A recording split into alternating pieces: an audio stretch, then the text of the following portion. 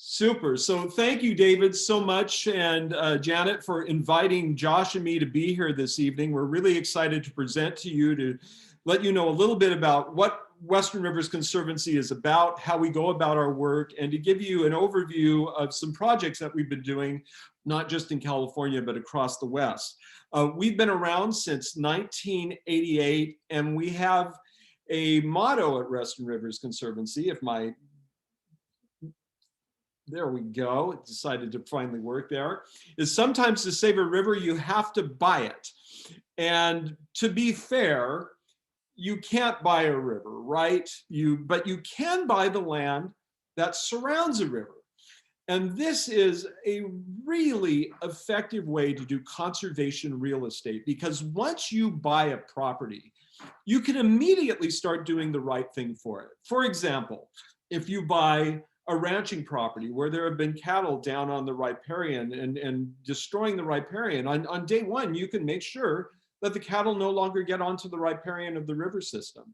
If you buy a large piece of commercial forestry, you can from day one say, we're not going to clear cut it. We're going to manage it as a more natural forest. So you can have immediate impact from day one. And then from there, it just gets better and better and better. Western Rivers Conservancy has a razor sharp mission statement. We work to protect outstanding river systems in the Western ecosystems in the Western United States. By that, we're really looking to work to preserve the best of rivers out there, those ones that can act whole or in part like a natural river system. And I'll show you a map just in a few slides down of where we're working in the Western United States. We achieve our mission by acquiring land to conserve critical habitat. So by acquiring land, we work with willing sellers. These can be individuals, they can be a ranching family, it can be a timber company, it can be a power company, any entity that owns property along a river. And first and foremost, we're doing it to protect the ecosystem. It's really about conserving critical habitat. But secondly, the reason that a lot of people enjoy our work is we provide for a compatible public use and enjoyment. So we're able to buy what were previously private properties, put them into public hands to where the public can enjoy them for bird watching, for fly fishing, for boating, for hiking, for hunting, for camping, all kinds of compatible uses, and making sure that that section of the river is compatible for public access. I would say roughly about 75 to 80% of our projects have a public access component. There are some that are so critical for the habitat that that just wouldn't make sense. And finally, we cooperate with other agencies and organizations to secure the health of the entire ecosystem. By that, where some conservation organizations that purchase land hold long-term, we do not. We always convey to a long-term steward. And so we've worked in the past, and you're going to see examples of this in the presentation of the BLM when we're working to do a public access component, Fish and Wildlife Service, the Forest Service, as we're working to do protect critical habitat for ecological reasons. We've occasionally worked with Native American tribes. We occasionally convey to other land trusts that do not have the ability to be able to do a large purchase, but do have the ability to steward over time. And one of the reasons why we're so important in this, and particularly when we're working with a governmental agency, is that the governmental agencies are not able to work swiftly to be able to purchase a property. If it comes up for sale, it has to go through a president's and a congressional approval. It has to go through a governor's approval of the state. You know, it has to get into a budget. We're able to go in, purchase quickly. We know where there's interest for these projects, and then we're able to hold them until we're able to convey to those entities are able to find the funds to be able to convey it. And oftentimes we help them find the funds. And we're able to ensure that these projects are going to be stewarded for conservation because, for example, on a federal level, we're working with Land and Water Conservation Fund or funds that are coming from Fish and Wildlife Service to protect bird habitat, where there's very strict limitations on how these properties can be stewarded. They cannot be resold. They cannot be used for commercial purposes. Here's a map of where we work in the Western states. We've been around since 1988. We've worked on over 190 different river systems during that time. I think we added 20 in the last year alone to the project list. So these are the ecosystems where we've worked in the past 30 years. Currently, in the last 18 months or so, this is where we have active projects going on in 7 different states. So you're going to hear a mix of different projects in these states. Some are going to be current projects, some are going to be legacy projects that we've worked on. There's always limited funds. So how do we decide where we're going to put the money and be able to purchase things? Well, again, intact river ecosystems, we're really looking to protect the best of the best. Secondly, we're looking for projects that have what we call meaningful scale and assemblage. And by that, it can be a project that has miles and miles of rivers. So you'll hear about some of those on the John Day and the Klamath and the Hoh River this evening. But it also could be something small, what we call the hole in the donut, where there may be a piece of private property that's surrounded by public lands and that is on a critical stream that by purchasing that property and being able to get something small, it's going to have a really important impact on a whole area of the ecosystem. And again, every project that we do, it's not just about the property where we're buying, it's about how it affects the greater ecosystem of that river. Cold water refuges, particularly here on the West Coast, we know that rivers are getting warmer and warmer, and particularly for trout, for salmon, for steelhead, those fish that go from freshwater to the ocean and back, they need cold water to survive. So wherever we can do projects that protect cold water refuges and habitat, we're all about that. And finally, we're looking at great fishing streams and recreational access. We really believe that when people are able to enjoy these properties, that they will be able to help us find the funds to be able to do this work. So at this point, we're going to do some overview of, I think, about maybe 11 or 12 different river systems. And I think for this first one, Josh, are you up for the Mojave? And I think you're on mute right now, Josh. You're muted. Can you not unmute yourself? Okay, let me unmute you. That's weird. Let me go to the participant panel. Okay, I think you just cleared it. Okay, great. All right, yes, I would love to talk about Mojave. Well, as folks down in California know, the Mojave River flows out of the San Bernardino Mountains to the north into the Mojave Desert. And for most of the length of the Mojave River, it's kind of funny calling it a river because there's no water. The majority of the Mojave is actually flowing subterranean underneath the substrate. And that's due to withdrawals as well as intermittent flows in the nature of the substrate that the river flows through. But there's one reach of the Mojave that has reliable surface flows. It's a 15-mile reach called the Transition Zone, which is in between Victorville and Hellendale. And here, the underlying geology is composed largely of bedrock, and that bedrock pushes the water up to the surface. The bedrock is impervious to the water, so it pushes it up, and there's a 15-mile-long corridor of surface water that is the largest stretch of surface water and riparian habitat in the Western Mojave Desert. It's critically important habitat.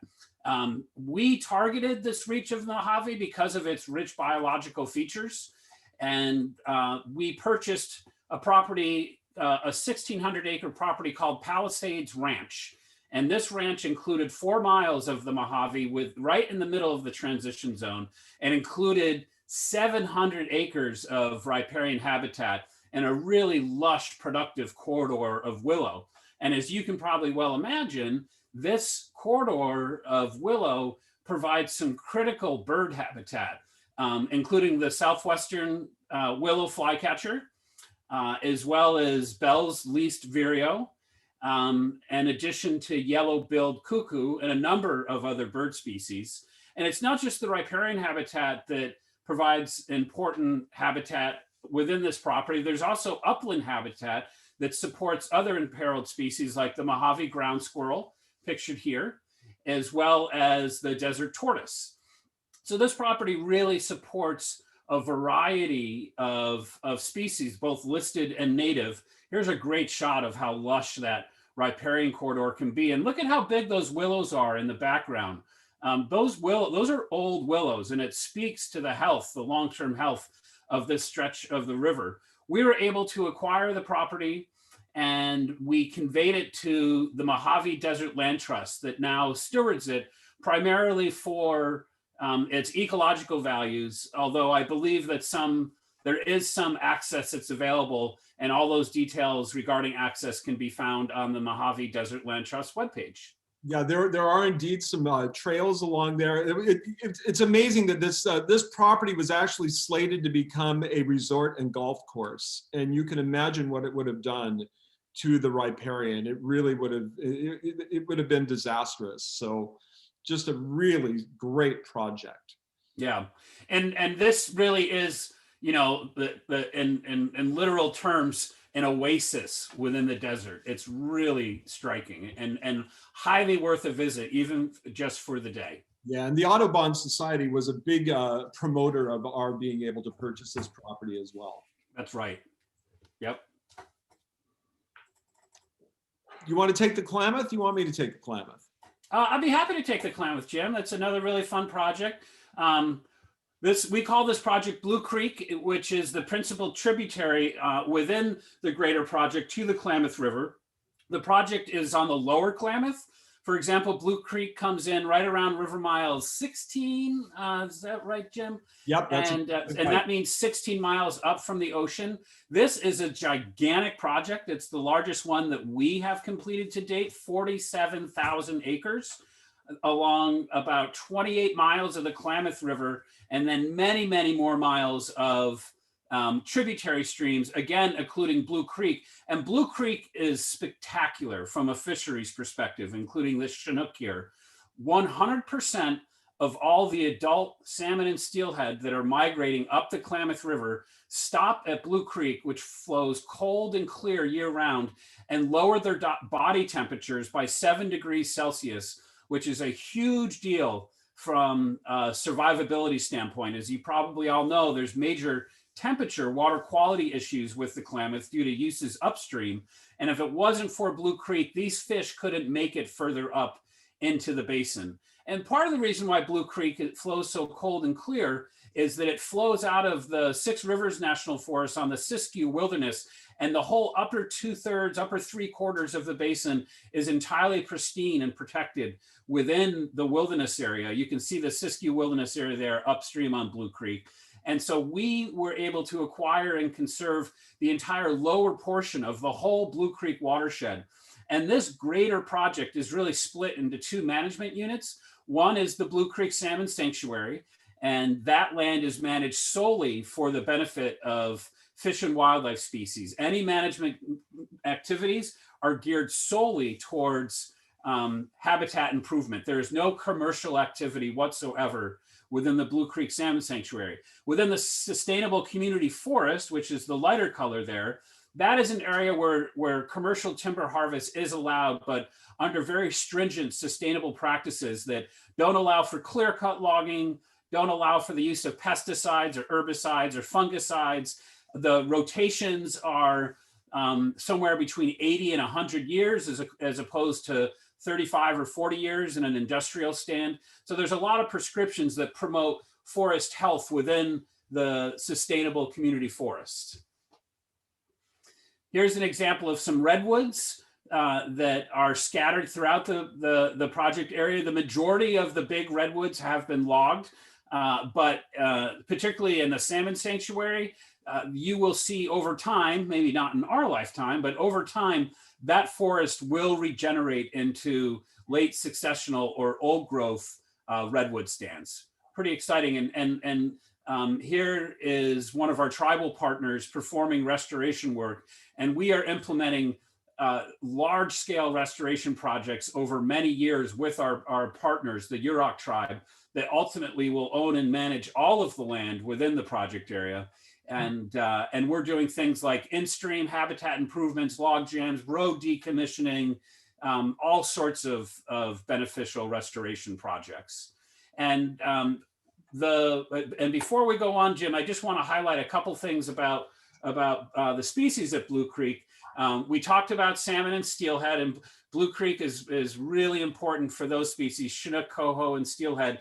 But it also is probably the most important marbled murrelet conservation project within their entire range. The murrelets, obviously up in the northern end of their range, up towards BC and Alaska, are largely healthy. They haven't suffered the same loss of habitat as we've seen in the lower 48. And it's mainly logging of old growth trees where they rely on large limbs in order to build their nest platforms to raise and fledge their young. And the population of murrelets off the Klamath coast have is one of the healthiest populations within the lower 48. It is a threatened species, but all of the existing nesting habitat is at capacity. And so the only way that we can grow this population, which we know has really productive foraging habitat out in the ocean based on their numbers, and the only way that we can increase their numbers is by creating more old growth forest within the range of their nesting habitat. And that's exactly what we're doing at Blue Creek. It's really exciting. Okay. Kind of staying in that area, because when we work on a river system, we like to be able to continue to work within that river system, the entire river system. And the Scott River is a tributary to the Klamath River. And this is a project that we're started in 2016 and currently are working on over nearly 1,600 acres. And the Scott River, believe it or not, the South Fork Scott River produces more than half of the entire coho salmon population in the entire state of California. And there have been millions of dollars that have been invested in the Upper Scott River to protect these species. They're depending on where you are on the West Coast, threatened or endangered, depending on the river system. I don't know which one. Do you know if it's the threatened or endangered? These are threatened. Southern Oregon, Northern California is the ESU, the Evolutionary Significant Unit. Yeah, and the thing is that oftentimes these fish get up to their spawning habitat and there's just not enough water for them. There's not enough cold water. Just to give you a sense of where the South Fork Scott is, this is a picture of the Klamath River. There is the Blue Creek project that we were talking about just a moment ago. There's the Klamath going all the way up toward Happy Camp and then heading off toward Oregon. And between Happy Camp and Syed, there is the South Fork, there's the Scott River, and then way up in here is the South Fork Scott. And there have been any number, the Forest Service, Cal Trout, and others have been doing major restoration on these properties. And this property that we bought is called the Bouvier Ranch. And the Bouvier Ranch has a water right to it. And it's really important because, again, these fish get all the way up there, and at times there's just not enough cold water flowing them either for them to spawn or for the eggs to hatch properly. On top of the fish, we talked about marbled murrelet. Well, there's a marbled murrelet chick here, and it's the same thing here on the South Fork Scott. It's just the marbled murrelets are interesting. They live about 40 and sometimes 60 miles away from the ocean, but they have to fly out to the sea to get the food to feed their young. So this is another area where these marbled murrelets are really important because there is old growth. Actually, Jim, I'm sorry, I've got to correct you. This slide got popped in the wrong spot. And there are no murrelets in the South Fork Scott River Basin. It's way too far from the ocean. All right. At most they range about 60 miles inland. And this is, a couple hundred miles inland. All right. Thank you. So my mistake. Sorry about that. The Pacific Fisher lives there. Yep. So, super. Excellent. You got it. And again, this is really about cold water, just beautiful cold water habitat that this project will provide in this area. And so not only were we able to conserve this property and its 1,600 acres with its 2.5 miles of designated critical habitat for listed coho salmon, but we are also able to dedicate some really senior water rights in stream so that there'll be water when the fish need it the most, when they show up at the end of the summer and the beginning of the fall to begin their spawning. And moving on to yet another river that has to do with the Klamath system, the Wilson River is one of three. The Wilson, the Sprague, and the Wood are the three rivers that create the entire Klamath River basin. They flow in and create Klamath Lake, which starts the Klamath River. And this is a project that we did and actually conveyed to the Fish and Wildlife Service and the Klamath Marsh National Wildlife Refuge just this last June. This is a 2,200 acre project. And you can see from this photo just how beautiful this river is and all these grasslands and wetlands, which are just perfect habitat for a myriad of bird species. There are 6 different areas that are refuges in this Klamath Marsh National Area. And of course, the shoveler just is one indication of the bird species that are there.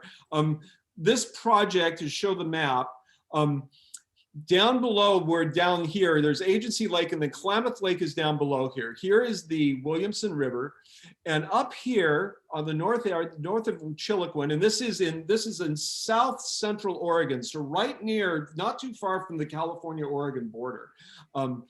This is, you go up north past Chiloquin, this red property here, which is inset, is on 3 miles of the Williamson River, and was right across from the Klamath Marsh, one of the main areas of the Klamath Marsh National Wildlife Refuge. Matter of fact, literally across the street from this property is the headquarters for the Klamath Marsh National Wildlife Refuge. This was a ranch. It had been a ranch for nearly a century. A lot of that beautiful habitat that you saw in the previous slides had been drained off for cattle production. And so it really was not a very beautiful property when we bought it, but surrounding it was. And the great news is that what the manager of the Klamath Marsh National Wildlife Refuge told us is that once we get the cattle off the property, which they have been off, they've been off now for 6 months, is that the grasses that they've been grazing on are still there. They are going to come up. The willows that they've been grazing on, their roots are still there. They're going to come up. It's minimal restoration that this will need. It will also rise the water table. And on top of that, this project has about 1,500 acres of senior water rights that are now going to be turned back in stream permanently, which will have a positive effect not only on water temperatures and water pH and quality for the river, but we're also told that it may actually improve all the way downstream the pH balance of the Klamath Lake, which creates the Klamath River. So just a spectacular project. And by bringing this project and putting this, making this go back to a marsh area as it was before, king rails, cinnamon teal, trumpeter swans, sandhill cranes. There's over 200 different bird species that spend time here, particularly in the spring and fall when the water levels are high. So, and this again was one that was, the money for this one came from the Duck Migratory Bird Fund. Migratory Bird Fund, which is funded primarily through the Duck Stamp program. Rio Grande. I'll take a stab at this one, Josh. Okay. So the Rio Grande is a long, long river. I mean, there's been songs written about it. We know that it starts up in Colorado, flows all the way down to the Gulf of Mexico. Most of us think of it as being a river that's been dewatered and dams, but up in its headwaters, up in Colorado, in Colorado on the New Mexico border, this river still is an amazing area of ecological diversity. And we have, between 2016 and currently, have been working on over 1,800 acres preserving the upper Rio Grande on 4 different projects that we'll talk about this evening quickly. Just to show you a map, this is in the San Luis Valley, Castillo County primarily, on the Colorado-New Mexico border. And there's a major property that we will talk first about, which is the San Luis Hills State Wildlife Area, which we helped create. There's projects up in Alamosa, on the Los Pinos, and also on the upper Rio Grandes. But we'll start on the big one. We'll start on the San Luis Hills State Wildlife Area. And this is over 17,000 of that 18,000 acres is right here. And this is one of the poorest areas in Colorado, Costilla County, the San Luis Valley. It's old Spanish land grant area.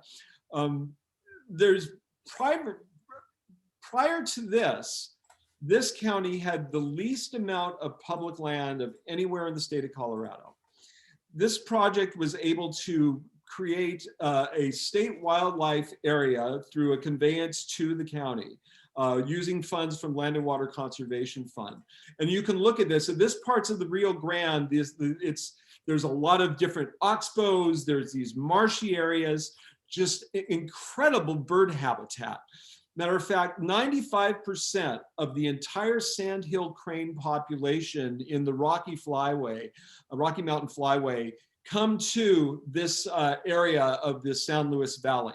Just a really rich area, hundreds of songbirds, killdeer. I mean, just many, many of these marsh-loving birds and songbirds come here every year through this area. On top of it, we've had some smaller projects in the area that have a significance. One is on the Rio de los Pinos. And this is a comparatively small project, 638 acres on the Los Pinos River. And this is primarily one that has a strong public access component for fly fishing, along with the songbirds as well. As you can see, there's great habitat here. But this was a family, the Garcia family. They had owned it for many, many years as a ranch. They wanted to leave a legacy for the community. So we were able to go in and purchase this property and convey it to the national forest there. Just an amazingly sweet little trout stream. Most people in Colorado think of the Conejos, which this is a tributary to, as being one of the great recreational rivers. But one of the reasons the Rio de los Pinos didn't come up on their radar is that there just wasn't a lot of good public access available. You notice there's a road here going through, and most of it goes through private land here, surrounded by Forest Service.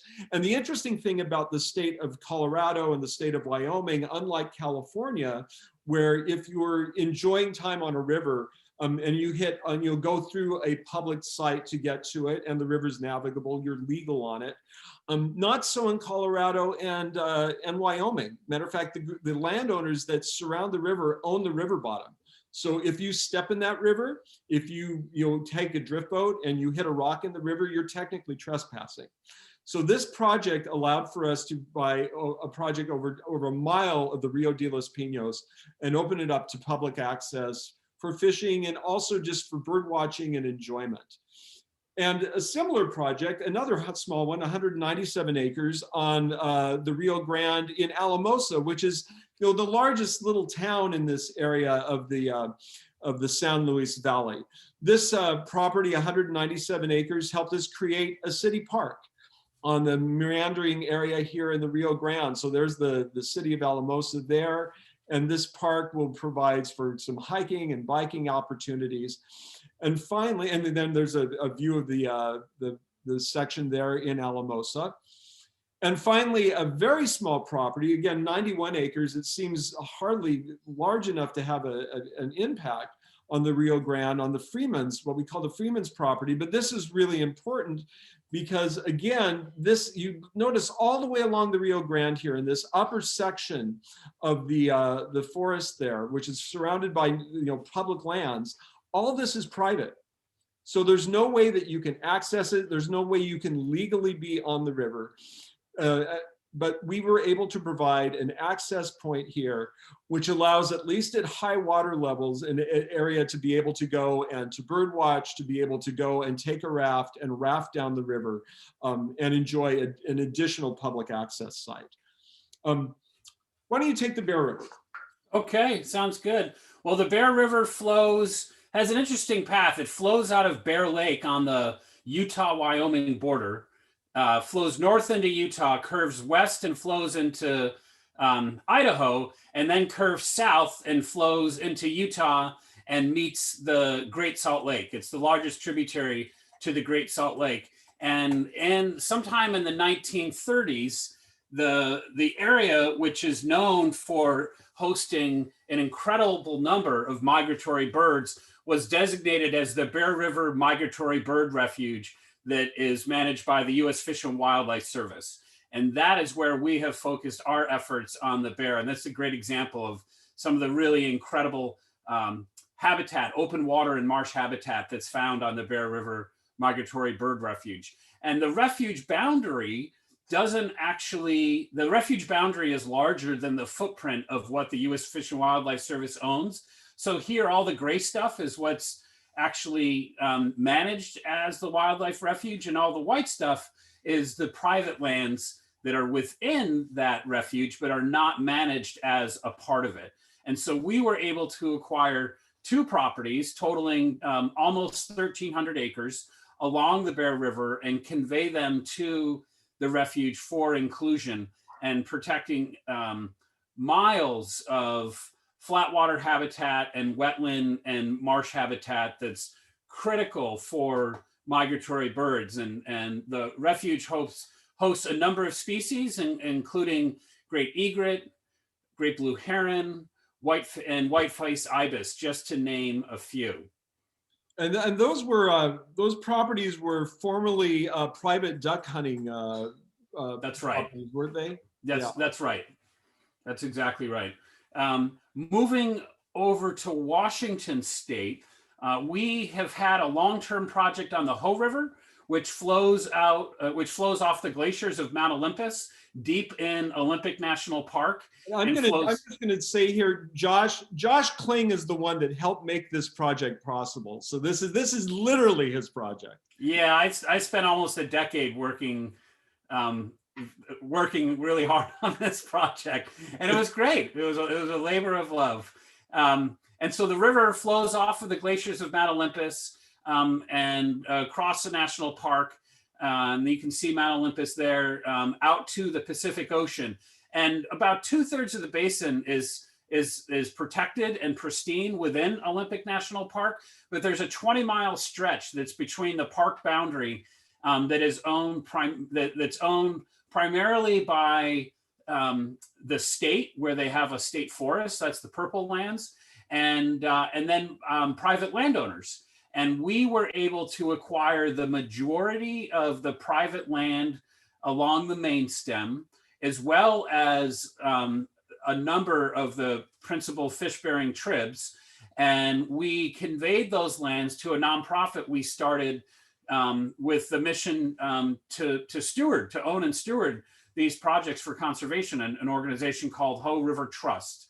And this project, while this project protected the healthiest runs of salmon and steelhead within the lower 48, and the river that has the greatest species representativeness of salmonids in the lower 48, and we were drawn to the Hoh River because of its spectacular fisheries resources. But what's interesting is that we ended up funding the project because of its bird resources. We ended up funding it through a program through the federal government called the Cooperative Endangered Species Conservation Fund, and that's administered by the U.S. Fish and Wildlife Service. And so really the only species that count are the ones that are administered by the U.S. Fish and Wildlife Service, and all the salmon and steelhead are marine, and they're not managed by U.S. Fish. And so this project, it was a really big deal for spotted owls and for marbled murrelets and for bald eagle.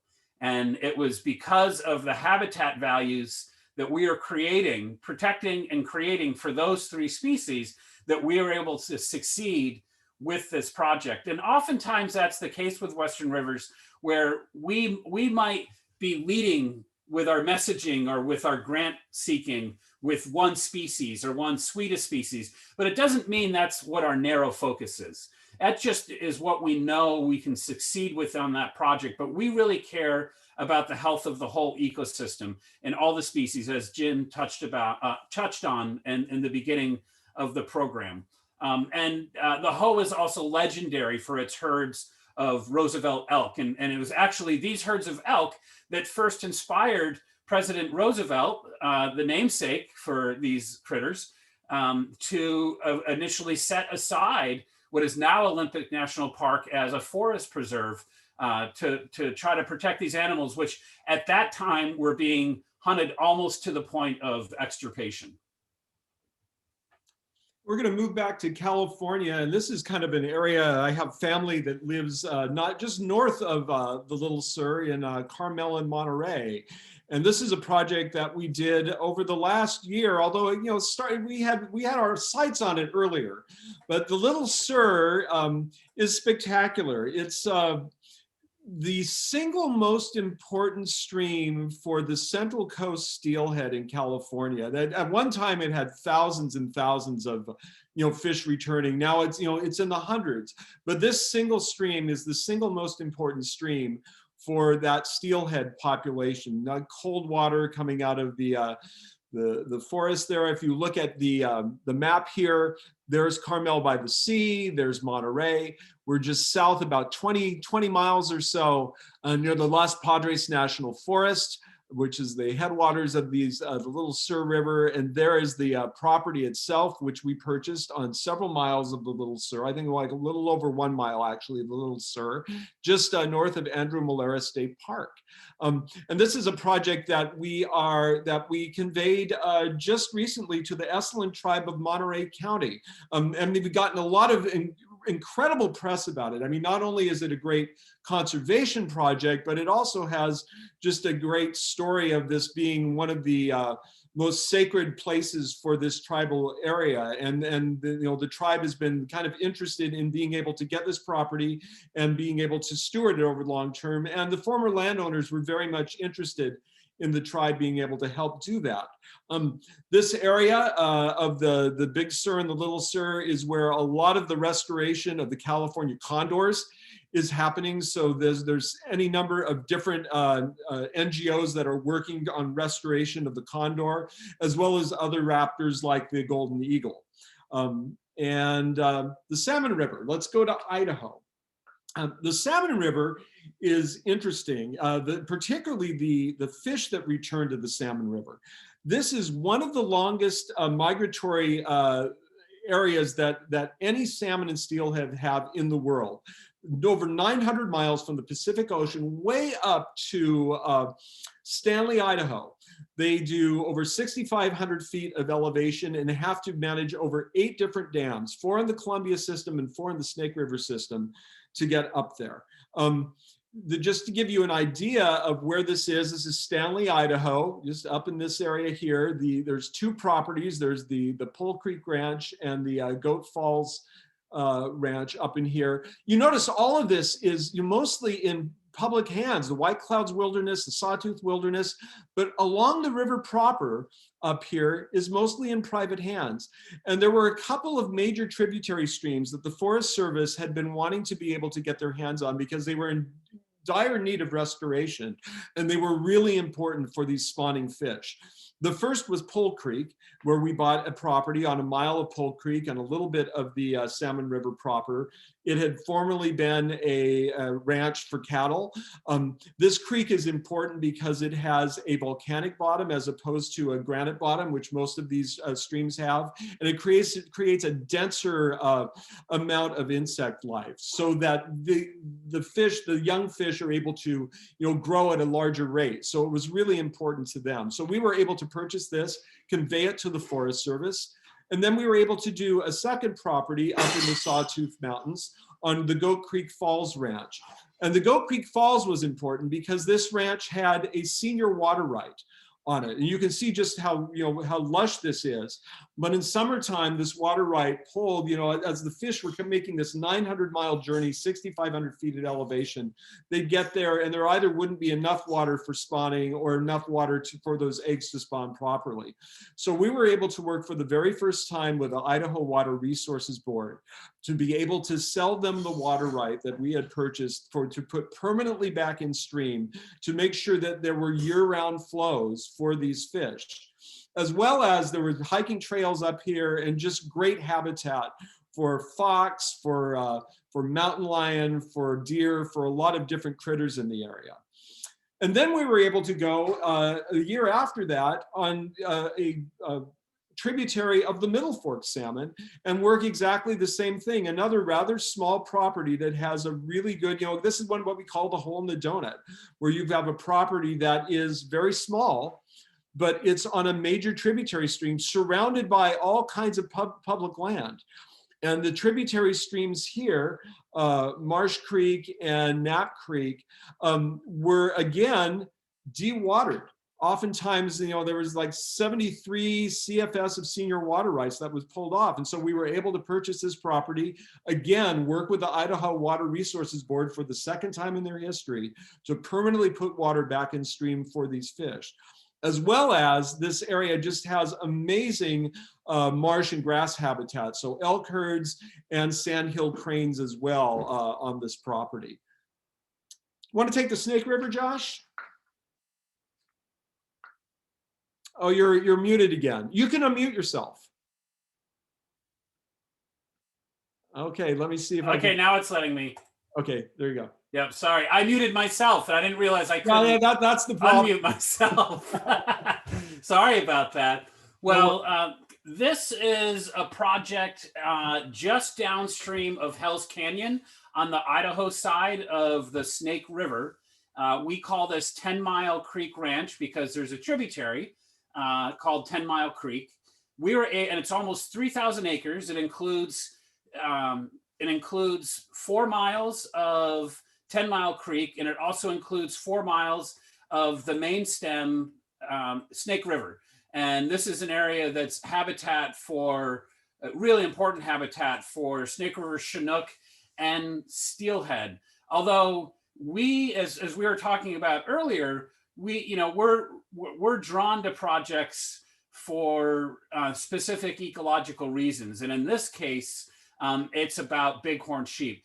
The Hell's Canyon herd of bighorn sheep, about 80% of their lambing habitat occurs on this property. It's critical to the success of raising young for this herd. And the Hell's Canyon herd has been decimated over the last few decades by pneumonia outbreaks contracted through domestic sheep, for which the native bighorns don't have any immunity, and it just wipes them out, and they have a very hard time getting young to be more than a year old. Most of their lambs die before they can reach to be a year old. So having good, high quality lambing habitat that's safe from predators is vitally important. And again, this ranch provides 80% of the herd's habitat. And this is also a really good example of where our primary goal of ecological conservation is not compatible with what we like our secondary goal to be for public access.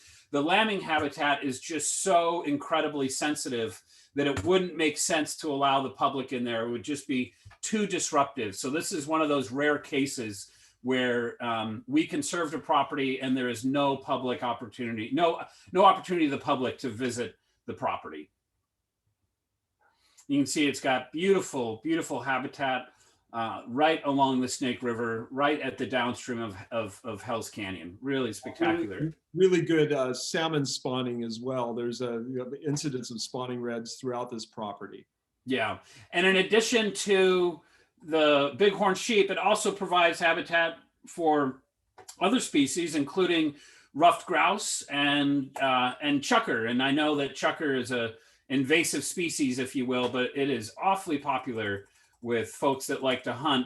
And with this property, we ended up conveying an easement to protect the habitat values to the Idaho Department of Fish and Game. And then we sold the underlying fee property, the land, to a private conservation buyer. And so they will be interested in hunting chukar when it's appropriate and the lambs are not present. McDermott Creek. This is our first navigation into the state of Nevada, right on the Oregon-Nevada border. And this is a project that is all about protecting Lahontan cutthroat trout. And I think about 20 years ago or so, the Lahontan's were thought to have been extinct, and they were found they need extremely cold water. And they've been found a couple of different areas where they are in California, and this one in Oregon, and you can see this property that we're buying, which is called the Disaster Peak Ranch, which is not fair to it, because the family that owns this ranch has been really great in preserving the riparian. You can just see how great this little creek is. This is really cold water coming out of the Trout Hills, and there's several different Willow Creek wilderness study areas. There's multiple wilderness study areas, Mahogany Ridge, that flow into this creek on the Nevada-Oregon border. The issue with McDermott Creek is that at some point, non-native species of fish, rainbow trout and others, were planted in there, and they've interbred with these Lahontan's. But luckily, these tributary streams up in here have been kind of separated from the mainstream by small rock dams to preserve the pure strain of Lahontan trout. So by purchasing this property, it will ultimately allow for the non-native fish to be taken out of McDermott Creek, opening up these side tributaries, and it will expand about 55 additional miles of spawning habitat for Lahontan cutthroat, as well as just being, this property has great sage grouse habitat as well. So it's not just a great fish project, but it's also a great project for sage grouse, which are becoming, again, more and more threatened over time. And the final river we're going to talk about, we can tag team this one, Josh, is the John Day River. This is another one of our larger projects, 41,000 acres. And the John Day is the second longest free-flowing river in the western United States behind the Yellowstone, right, Josh? It's the longest free-flowing river west of the Continental Divide. And west of the Continental Divide, right. It has some of the best sage steppe habitat of the entire Columbia River Basin. This is kind of north central Oregon. It has the single best run of wild summer steelhead in the entire Columbia River Basin. Matter of fact, I think, Josh, you were telling me if these fish are to be taken off the threatened list on the Columbia, it's specifically because of the run on the Columbia River, on the John Day. Yeah. All the fisheries biologists in the basin agree that that the first species to come off of the endangered species, the first salmonid to come off the endangered species list will be mid-Columbia steelhead because of the wild production that is coming out of the John Day. So the first project, we've had several projects. The first major project was Cottonwood, which turned into Cottonwood Canyon State Park. This was the purchase of the Murtha Ranch, 8,000 acres fee title and 8,000 acres BLM grazing lease on a section of the river where one of the rare sections where a public highway crossed the river on the lower section, but the landowner was not at all friendly to public access. And ultimately, the landowner passed away. There was some issues with who was going to inherit the property. And so we were able to purchase the ranch and conveyed it to the state of Oregon, which ultimately created Cottonwood Canyon State Park, the second largest state park in the Oregon State Park system, providing just great access opportunities for hiking. There's miles of hiking trails, fishing, boating, just a gorgeous landscape, and being primarily stewarded as a wild area. There's some campgrounds that have been developed, but most of that 13 miles of the John Day are pretty much wild. There's ferruginous hawks, there's burrowing owls that are through this section of the John Day. Any other critters you want to talk about in the state park? And we know bighorn sheep, right? Yeah, bighorn sheep. Really, the John Day supports Oregon's largest herd of California bighorn sheep, and the Lower Canyon, where we've been working, is their primary range. And what's interesting is that following the creation of Cottonwood Canyon State Park, the state decided to reintroduce bighorns into the lower portion of the canyon, which had previously been predominantly privately owned. And since the state park was created and there was public land being managed for conservation, it gave the state confidence to go ahead and reintroduce sheep into the very lower part of the canyon where they had not occurred. And that new lower canyon herd has done really well and has grown a lot since it was reintroduced about 10 years ago. Yeah, I see them about every time I visit down there, which is Yeah, cool. I used to never see them down there. No, I never did before. Never did before. And then we were able to, after that purchase, we purchased another major ranch at 30 Mile Creek, the former Rattray Ranch. And to just kind of give you the way this works, here on this map, there's the Columbia River that separates Oregon and Washington. There's the John Day. This is 13 plus miles of Cottonwood Canyon State Park. There's about a 44-mile section that is what's called the 30-mile Wilderness Study Area. It's only accessible by a float trip. And this is the ranch that we bought, the former Murtha Ranch, as well as some property from a family called the Campbells on 30 Mile Creek. This provided another free public access site that hadn't been there before. So now you're able to do, and this is a great family float trip. There's no real technical water for this 43-mile trip between 30 Mile Creek and Cottonwood Canyon State Park. But the real joy of this project is 30 Mile Creek. And why don't you talk about its conservation values, Josh? Yeah, 30 Mile Creek is the biggest producer of steelhead in the lower John Day. And in the John Day Basin, you've got 5 subpopulations of steelhead. There's the North Fork, Middle Fork, and South Fork. And then there's the upper main stem and the lower main stem. And our projects have all been within the range of that lower main stem subpopulation. And what's interesting about that group is that that population produces the largest smolts when they go out to sea. That's what you call a salmonid that's migrating out to the ocean. And they produce the largest smolts. And there's a direct correlation between the size of a smolt when it enters the ocean and its survivability to come back and successfully spawn as an adult. And so there's the most to work with, if you will, to recover that lower population, but it's also the most threatened because the main impacts to the John Day is water withdrawals for agriculture that happens upstream. And so it receives the least amount of water. So our work on 30 Mile Creek, which is the most important, the largest producer of steelhead to that lower population, is critical, not only because we are conserving 9 miles of 30 Mile Creek habitat and another 12 miles of main stem habitat, but also because we've been able to dedicate water and stream in 30 Mile Creek and the main stem. And we are now working with our partners, including the BLM, who we conveyed the property to for inclusion in the Wild and Scenic River, but also the ODF&W and the local Soil and Water Conservation District to implement massive restoration projects along that lower reach of 30 Mile Creek.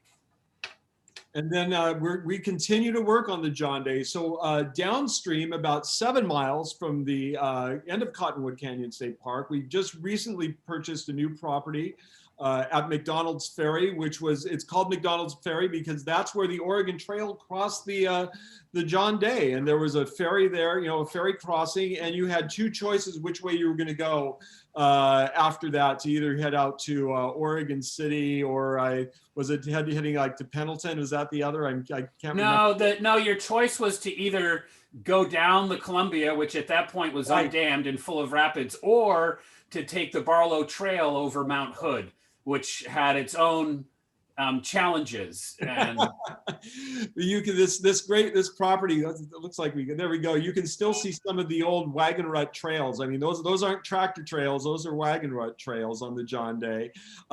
So this is property we'll ultimately end up conveying to the BLM, and it's going to protect not only some great habitat, but there was a possibility of an access point that may have closed down because part of it was on private property, and to get there, the current landowner was allowing people to use it as a takeout, but that wasn't a guarantee. So that was, so we're going to be able to preserve that as well. We've been going quite a while. So we like to say when we buy a river, it belongs to everyone. This is just a taste of what we've been able, what we've done in 30 years. I encourage you to go to our website, westernrivers.org. We just had an update, so the website looks great. It looked great before, but it even looks better now with all kinds of information on projects, If we encourage you to sign up on our main page, you can sign up for our website, for our newsletters. We have a River of the Month. It's just all really great stuff. So we hope that you will take advantage of that and learn more about us. And at this time, I'm going to turn it back over to David and see if we have any questions for, maybe 5-10 minutes of questions before. I know we have one in the chat. Okay. So Jan asked, how do you ensure that the properties that you transfer to other agencies remain permanently protected? Do you have a right to get the property back if it was mismanaged? I covered that a little bit. Josh, do you want to take Yeah, that? no, it's a great question, and it's one that we have gotten a lot, especially in the last 4 years. And so the short answer is that we believe in a belts and suspenders approach, which is to say that we try to layer multiple mechanisms onto our conveyances that will allow for the confidence that it will be managed for conservation in perpetuity, which is a very long time. And that is our goal. And the 30 Mile Creek project that we just talked about is a great example. So there we conveyed the property to the BLM, and there was a couple pre-existing management units that the property was automatically usurped into. The Wild and Scenic River Corridor, which already has conservation management prescriptions, as well as what's called the Armstrong Canyon Area of Critical Environmental Concern, or ACEC. And that is one of the more stringent land management prescriptions available to BLM. It's really just short of a wilderness area, but it does allow for vehicular access and some things that wilderness areas do not allow. We conveyed the property to BLM utilizing an appropriation from Congress through the Land and Water Conservation Fund, commonly referred to as LWCF. LWCF is derived from leases on oil leases in the federal shelf of the continental shelf, offshore oil leases. And it's intended as mitigation for those impacts. And so by law, any land acquired by any federal agency using Land and Water Conservation Fund dollars must be managed for conservation. So those are two mechanisms right there. But then we went even further, and we recognize that there are really a few prominent threats specific to that part of the world. One is grazing.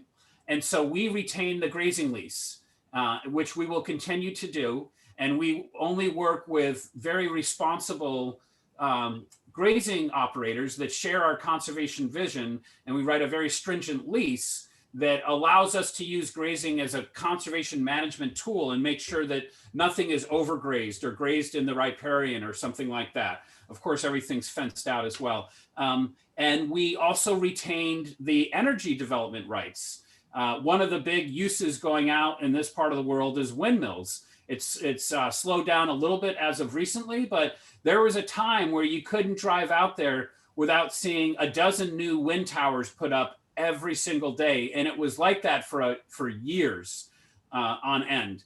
And so any threats from wind development or from oil and gas exploration, we have retained those rights, and those cannot occur.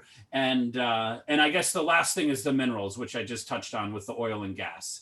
And so we retained all of those rights and conveyed a restricted deed to BLM, so they never received those rights. And then we have covenanted that we will never develop those rights. And so we came up with a really nifty mechanism that basically puts them into permanent suspension, and they can never be developed. And so that's a great example of multiple layers of assurances that the property will be managed according to our conservation vision over time. Great, thank you. So how did each of you get involved with the Western River Conservancy? Well, Josh, you've been there longer, so why don't you start and then I'll take mine. Well, so as Dave, as you noted at the top of the program, that before this job, I had a career working for almost 10 years as a biologist with the Forest Service. And I always had a deep love for conservation. and I love doing research and working with plants and animals. But my real passion was always for on-the-ground habitat conservation, not just research and building a body of knowledge, which is also a wonderful, noble effort. But I realized I wanted to see change happen on the ground. And so I actually started with this organization 22 years ago as an intern, fresh off of my decade working as a federal salamander wrangler. I was the leader of the herpetology crew at Mount St. Helens. And so I somehow talked my way into catching frogs to saving rivers. In my background, I spent nearly 20 years working in the professional arts as a stage director and production manager, and ultimately as a fundraiser. And my hobby was fly fishing. And so I learned about Western Rivers Conservancy through a fly fishing magazine of all things, and ultimately met the person who had the job before me, a guy by the name of Don Elder, and became a volunteer to the organization, and ultimately started contributing to the organization. And when he left, he kind of threw my hat in the ring for the job without me even knowing about it. And so that's how I got on board. And it's literally my dream job. And I've been with the organization going on 9.5 years now. Cool. So how do you think the policies of the next federal administration will affect your efforts on river conservancy?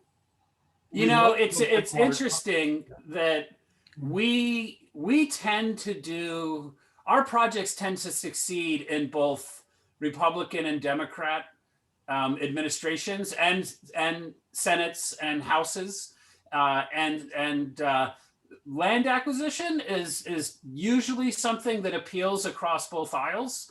And so, you know, there's a strong tradition of hunting and fishing and habitat conservation in both parties.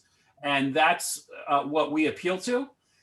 What I think is more meaningful in terms of the recent changes is that Congress recently passed permanent authorization of the Land and Water Conservation Fund.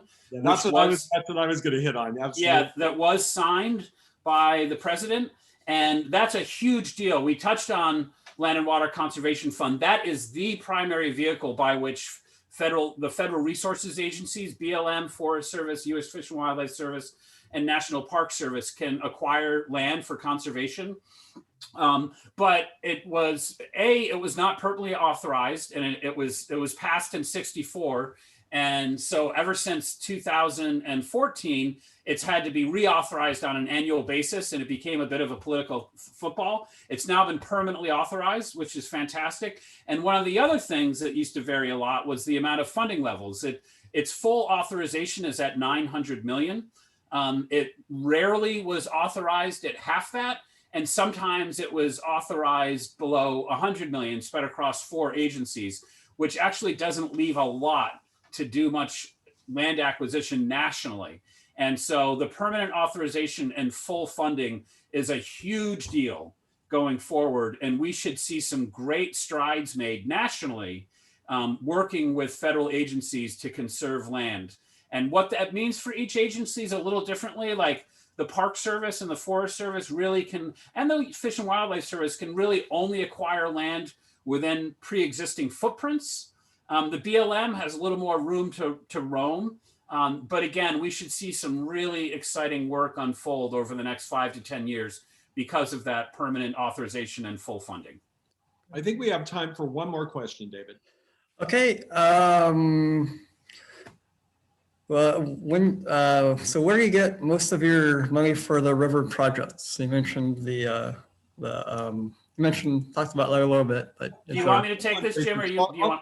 I'll take this one. Yeah. So okay. So yeah, there's different pots of money that we have. So I am the individual giving manager. So I would encourage you all, if you liked what you heard, a small commercial, to make a charitable donation. We are a 501c3 nonprofit. So most of the upfront money that we get to make, and it's actually the hardest money to raise, is the money that goes into what Josh needs to do his job, to get the appraisals done, to get the level 1 environmental assessments done, to deal with the legal about mineral rights and water rights, all the stuff that we have to be thinking about before we even decide that we're going to sign an agreement with the landowner. We have to make sure that there's ecological values there, that there's a particular partner that might want to be able to partner with us as being a long-term steward.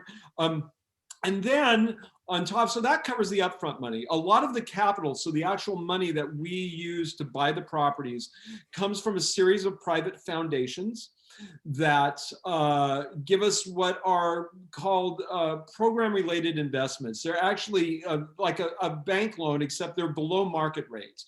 And they actually provide for the foundation something really great, because a lot of foundations, they'll give you a grant and then you spend the money and something good happens. This one, they give you a loan. They give you a loan for several $1 million, sometimes at 0 interest, sometimes usually at below market interest.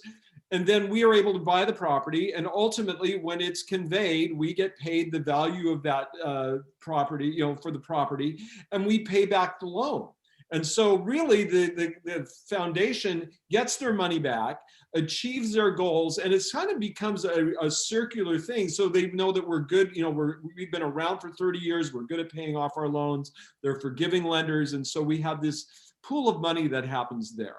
Then on top of it, there's other things which would take hours, but on the Klamath project with $60 million, we own large tracts of formerly commercial timberland. So we're doing carbon offsets. We're selling to SoCal Gas and others to do carbon offsets for their mitigation. So that provides funding. We've worked in tax tools that provide money for the tribal units. So I mean, there's all kinds of different funding mechanisms we have, and that's why we're able to do this work so well. Is that we have not just one leg of a stool to stand on, but several. So that's where it comes from. But we do, I do encourage you, if you like what you've seen, go to our website, westernrivers.org, and consider making a donation, because that's what makes this projects happen.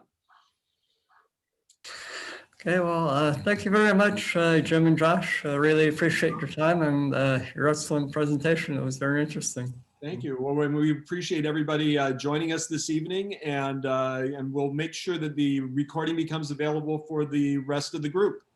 Okay, thank you very much. Yeah, thanks for everybody's time. Thank you. It was our pleasure. Take care. Thank you. You're so dramatic too. Thanks. And thanks, Jan and Eileen, for letting me know about this program. Oh, you're welcome. Thanks for making it. Yeah, thanks so much. Fabulous program. Thank you. Yeah. Take care. Good night, everybody. Good night. Good night.